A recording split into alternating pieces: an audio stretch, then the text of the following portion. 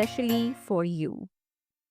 Welcome to another heart opening episode of the Love Soul Connection podcast. I am Meeta, your intimacy coach, pleasure activist, and your friendly reminder that joy isn't optional, it is essential. Today, we are diving into a topic that's been coming up everywhere in my DMs, in sessions, in circles where there are only women. Pleasure. That's right. What it means, why it matters, and why so many women are disconnected from it. But before we dive into techniques or tips or touch, let's talk about the real issue. Because here's the truth that no one wants to admit. Most women are taught to deprioritize their pleasure. We are raised to be caregivers, achievers, nurturers, peacemakers, but not pleasure seekers.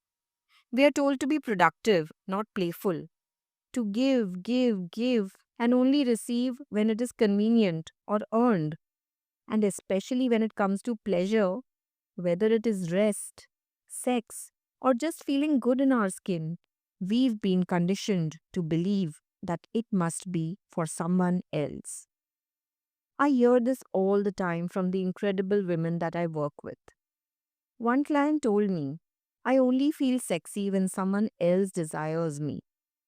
Another one said, I feel guilty just lying on the couch doing nothing, like I have to justify my rest. Sounds familiar? It's like somewhere along the line we were handed a rule book that said, your pleasure is only valid if it serves someone else. If your partner enjoys it, if it leads to something productive, if it is part of a romantic moment that looks good on Instagram. But the radical truth is this: pleasure doesn't need a reason. You don't need to deserve it. You don't need someone else to give you permission. You don't need to hustle for it or shrink to fit it. You are allowed to feel pleasure simply because you exist. Let that sink in. In today's episode, we are going to peel back the layers of what pleasure actually is. Beyond orgasms, beyond performative sex, beyond aesthetics. We'll talk about the kind of pleasure that nourishes your nervous system, awakens your sensuality, and helps you come home to yourself. So, whether you're a boss woman managing teams, a mama holding it all together, or just someone who's forgotten what it feels like to feel good without guilt, this episode is for you. Let's begin this journey of reclaiming your pleasure not as a luxury but as your birthright.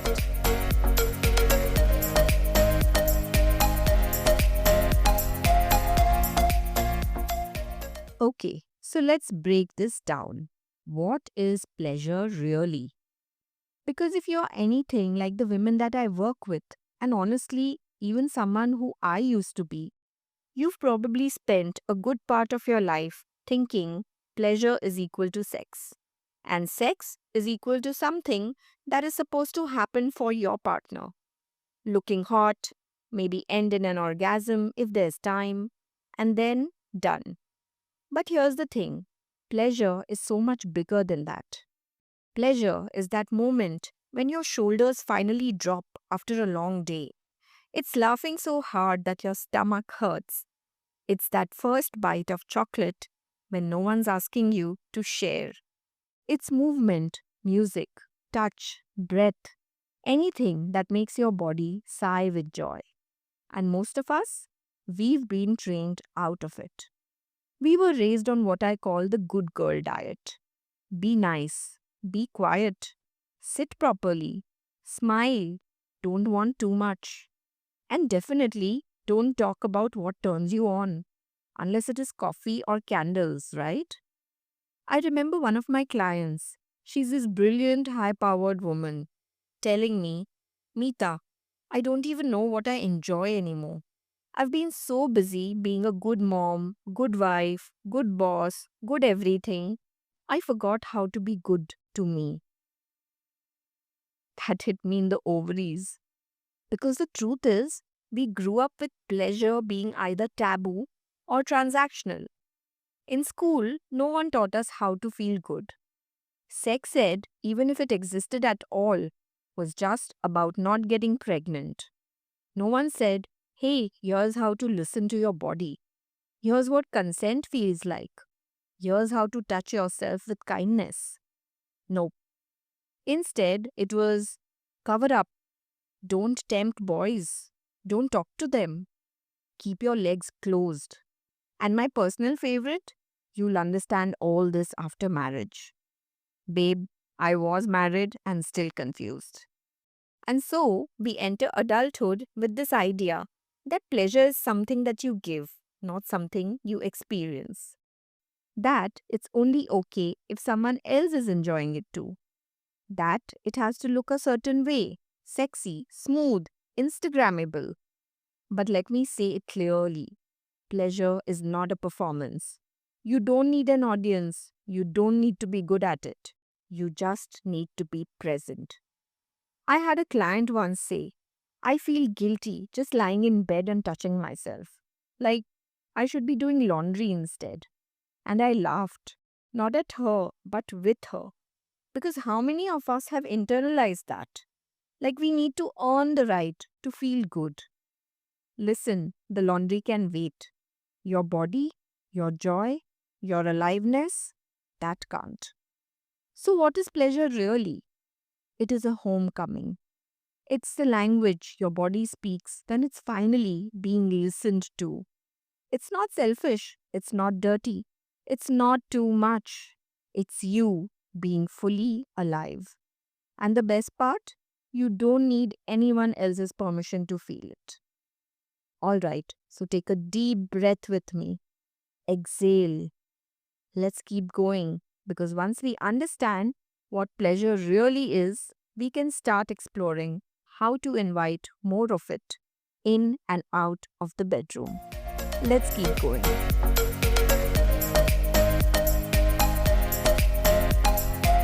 Okay, now that we started redefining pleasure, let's talk about why it can feel so hard to access, even when we know we want it.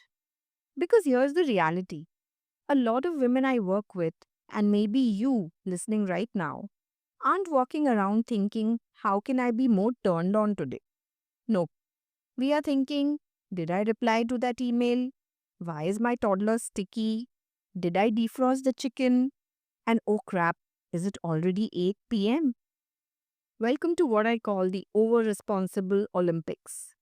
We've been training for this since childhood. You're constantly managing, fixing, caretaking, juggling, planning. And by the end of the day, your body is like, you want me to feel what now? Pleasure. Babe, I'm just trying to survive. So many women tell me, I feel like I've gone numb. Even when I want to be intimate, I just can't connect. I used to feel desire. I don't know where it went. And you know what? That doesn't mean that anything is wrong with you. It just means your nervous system has been in survival mode for too long. Let's talk about that disconnect, that feeling of being in your head but not in your body. Maybe it started after a trauma, a breakup, abuse, or just growing up in a home where pleasure wasn't safe.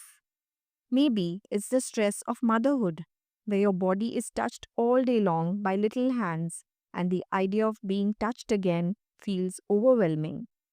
Maybe it's being the CEO of your life and business and everything else, and no one ever taught you how to switch off and drop in. So, what do? We start to numb out. We disassociate. We scroll instead of feel. We clean instead of cry. We busy ourselves into burnout. And when we do have a moment of stillness, it is almost uncomfortable, right? I had a client once say, I sat with myself in silence for 10 minutes and felt like I was going to explode. And I told her, congratulations, you met your body for the first time in years. It's like trying to make out with someone you've been ignoring for a decade. Awkward, tender, a little rusty, but oh, the magic that can unfold if you stay. Here's the thing, when we disconnect from our bodies, we also disconnect from pleasure, desire, and sensuality. Not because we don't have it, but because we've buried it under so many layers of responsibility, shame, and I'll deal with it later. But your body isn't a machine that just responds on command. It's a garden. It needs attention, softness, time, space, and most importantly, safety. So, if pleasure feels far away right now, I want you to know you are not broken. You are not too old or too busy or too stressed for this. You are just disconnected, and that is something we can heal. Because coming back into your body isn't about suddenly becoming a sex goddess.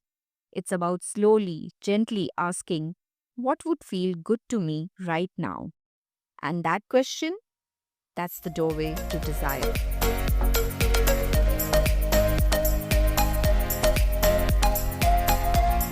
So, we've been talking about this big, beautiful concept of pleasure.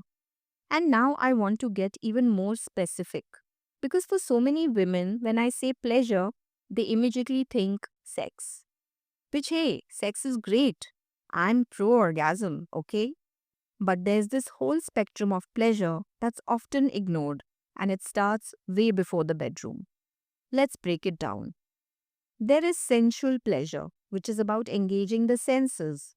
And then there is sexual pleasure, which involves arousal, desire, erotic energy. They are connected, yes, but they are not the same. Think of sensual pleasure as the warm up band. She sets the mood, gets your body swaying, softens you up.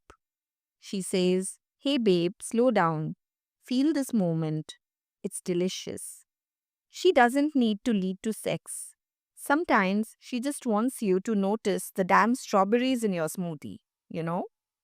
And then sexual pleasure. She's the main act. She thrives when the sensual stuff is already turned on. But when women jump straight to the sexual without any sensual build-up, that's when I hear things like, it takes me forever to feel anything. I just go through the motions. I'm in my head the whole time. Because, girl, you skipped the foreplay with your life. Let's talk micro pleasures. Those teeny tiny moments of joy we overlook every single day. That hot cup of chai in your favorite mug. Running oil through your hair while humming old Bollywood songs. Dancing in the kitchen while making dal, like the auntie you swore you'd never become. But here we are. The weight of a soft blanket. The smell of your skin after a shower. A deep breath with your eyes closed. These are not silly things, they are sacred. They are how you rewire your nervous system to trust pleasure again. Because if your body only experiences touch when it is rushed or pressured or outcome based, no wonder it tenses up the minute things get intimate. But when your body learns, oh, we're allowed to enjoy, we are allowed to feel safe and savored and seen without performing, it softens, it opens, it starts to want again. One of my clients started doing this thing where she lights a candle every evening. Not for a man, not for a vibe check on Instagram, just for herself. And she told me, I didn't realize how starved I was for beauty, for softness, for me. That is sensual pleasure. So, no, pleasure is not just about sex. It's about living in a body that feels alive.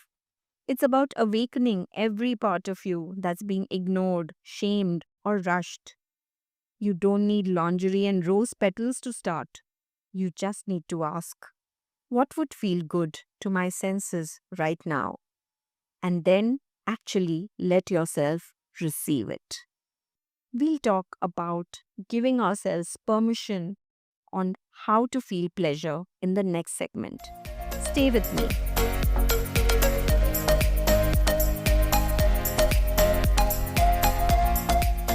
So, we've talked about what pleasure really is and how we get disconnected from it, and how it lives in the little things. But now, my love, comes the real magic, giving yourself permission to actually feel it. And I know that sounds simple, right? But for so many women, especially the high achievers, the nurturers, the ones who've been carrying everything, this is the hardest part. Because pleasure has been framed as a luxury, a reward, or worse, a sin. We've been taught that pleasure is something you earn after working hard, taking care of everyone else, looking a certain way, or reaching a goal. I'll rest when the house is clean. I'll enjoy my body once I lose weight. I will explore pleasure after I finish my 87-point to do list. But guess what? That list never ends. And you are not a machine designed for productivity with a little reward at the end. You are a living, breathing, feeling being, and pleasure is your birthright. So, the first real step in this journey is to look in the mirror and say, I give myself permission to feel good just because I exist. Permission to rest. Permission to touch your own body with kindness, not criticism. Permission to want. Permission to taste, stretch, move, sigh, moan, giggle, and glow. And listen, this doesn't have to be some huge, sexy production. In fact, let's take it back to the basics. Everyday sensual pleasures like touch, rubbing your favorite lotion into your skin slowly, like you're loving it back to life, not just slapping it on while you're thinking about your grocery list. Taste, actually tasting your food, not just scuffing it down between meetings or while scrolling. Like, close your eyes and let that mango melt in your mouth. Yes. Rest, not Netflix while answering work emails rest. I'm talking soft, stretchy, real rest. A nap, a slow morning, lying on the floor, doing absolutely nothing, and feeling the touch of the floor on your body. Sound, that song that makes you sway your hips without trying. Play it loud in your kitchen, in your car, in your brine chaddi if that's your vibe. Let it move you. Breathe. Deep, conscious breaths. That alone can shift you into a state of receiving, of being. It's the quickest, most powerful way to drop into your body. And when your mind says, but this is selfish, there's so much to do. What if I'm being lazy? Just smile and say, no, darling, this is medicine. Because reframing pleasure as a wellness practice, not a sin or indulgence, is what changes the game. It's not about spoiling yourself, it's about returning to yourself. It's not about escaping life, it is about feeling it. I tell my clients all the time, you can't wait until life calms down to start feeling good. You have to claim pleasure in the middle of the chaos. Start with 2 minutes a day. Ask yourself, what would feel nourishing right now? Then do that. No permission slip needed, except the one that you write for yourself. In our next segment, I'm going to walk you through creating your own pleasure practice ritual. Something small and personal that you can come back to daily to reconnect with your body and your joy. Because pleasure isn't a destination, it's a daily invitation. Stay with me.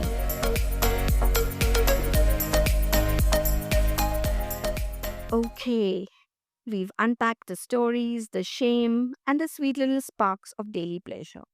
Now let's get practical. Because if we don't ground this into your everyday life, it will just stay in your head as a concept, not a lived experience. And I want you to feel this in your bones, in your skin, in your breath. So let me give you 3 beautiful ways to start inviting pleasure into your daily rhythm, gently, playfully, and with zero pressure. The first one is the 2 minute self touch ritual. Let's start with something very small but powerful. Before your mind runs to, does this mean masturbation? Slow down, baby. This isn't about climax. This is about connection. Here's what you will do: take 2 minutes, set a timer, and just touch your body with presence and softness. Maybe you run your fingers over your arms, your collarbone, your thighs. Maybe you massage your scalp, your shoulders, or your belly. Let your touch say, hey, I'm here. I see you. I've got you. This kind of loving, non performative touch is deeply regulating for your nervous system. It teaches your body we are safe, we are allowed to feel good. And if your brain screams, this is weird, or I feel silly doing this, good.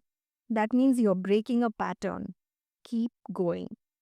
Do it daily, before a shower, in the shower, before bed, while your chai is boiling. 2 minutes. That's it. Make that commitment today. The second one. Here's a simple practice that I give my clients. Start and end your day with one small act of pleasure. I call these pleasure bookends. In the morning, instead of immediately reaching out for your phone, ask, what would feel good to start my day? A slow stretch in bed, some music, lighting incense maybe, brushing your skin with a dry brush, or even just 3 deep breaths with your hand on your chest. At night, the same thing. What would help me to close the day in a soft, sensual way? Maybe it is oiling your feet, listening to a meditation, spraying lavender on your pillow, whispering thank you to your body for carrying you all day. These tiny moments, morning and night, rewire your nervous system to expect joy, not just stress. You can try this anytime. It works wonders. And lastly, let's talk about movement as medicine. Pleasure lives in a body that moves, not one that is stiff and tense and frozen in responsibility. So set a timer during the day, once or twice, for just 3 minutes of intentional, embodied movement. Not a workout, not a to do, just movement that feels good. Put on a sexy song and roll your hips. Shake out your shoulders. Stretch like a cat. Wiggle while you cook. Or just sway, breathe, be. Your body isn't a machine. She's a living, pulsing, feeling creature. And she wants to move with pleasure, not just purpose. These small practices, they are like water drops. They soften the dry, cracked places where you've forgotten yourself. They remind your body, I am worth feeling good.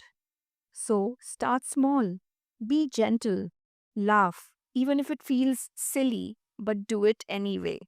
I do this all the time.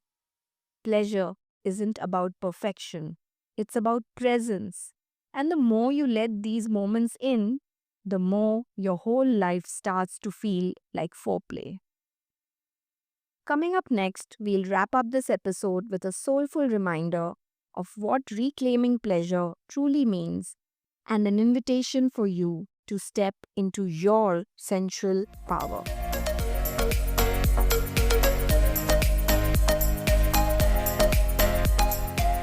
All right, my dear ladies, let's bring this home. We've taken a journey today from unpacking what pleasure really is to understanding why we've been so disconnected from it, to gently reintroducing it back into our daily lives. And if there's one message I want you to take away from this episode, it's this: you don't need a partner, you don't need a reason, you don't need to earn it, you don't even need a climax. You just need presence. That's it. Pleasure isn't some grand event waiting on a candlelight dinner or someone else's desire. It's a quiet revolution that begins with you saying, I choose to feel good. I choose to take up space. I choose to come home to myself. And listen, you're not selfish. You're not indulgent. You're not being dramatic.